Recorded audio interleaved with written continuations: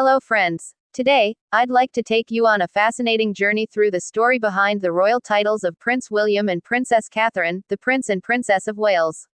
It's a tale that highlights both the traditions and personal choices that shape the British monarchy. Now, many of you know William and Catherine as the Prince and Princess of Wales. But before they took on these significant titles, they were known as the Duke and Duchess of Cambridge.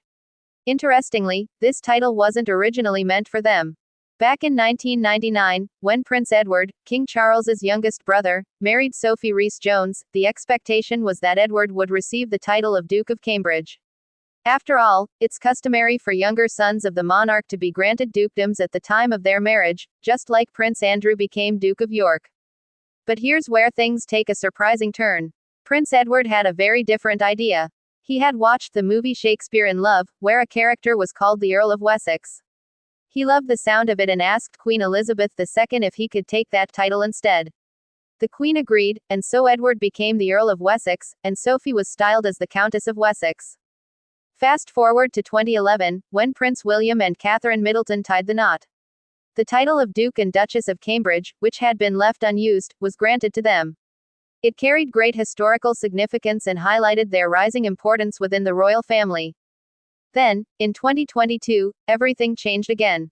After the passing of Queen Elizabeth II and the ascension of King Charles III, William and Catherine were elevated to their current roles as Prince and Princess of Wales.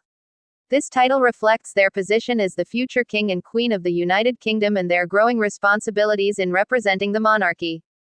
Meanwhile, Prince Edward and Sophie's journey with royal titles continued to evolve.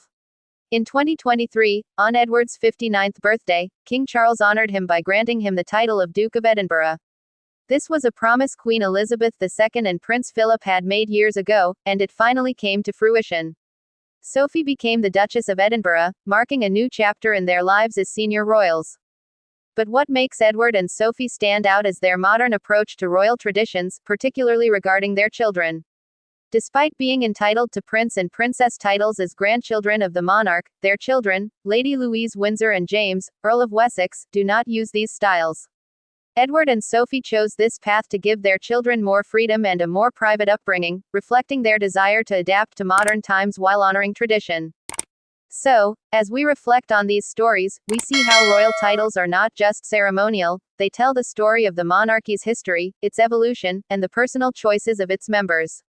For William and Catherine, their journey from Duke and Duchess of Cambridge to Prince and Princess of Wales symbolizes their dedication to their royal roles and the future of the monarchy. And for Edward and Sophie, their unique choices highlight how the royal family is finding ways to balance tradition with a modern touch. Thanks for watching. Please like, share and subscribe my channel.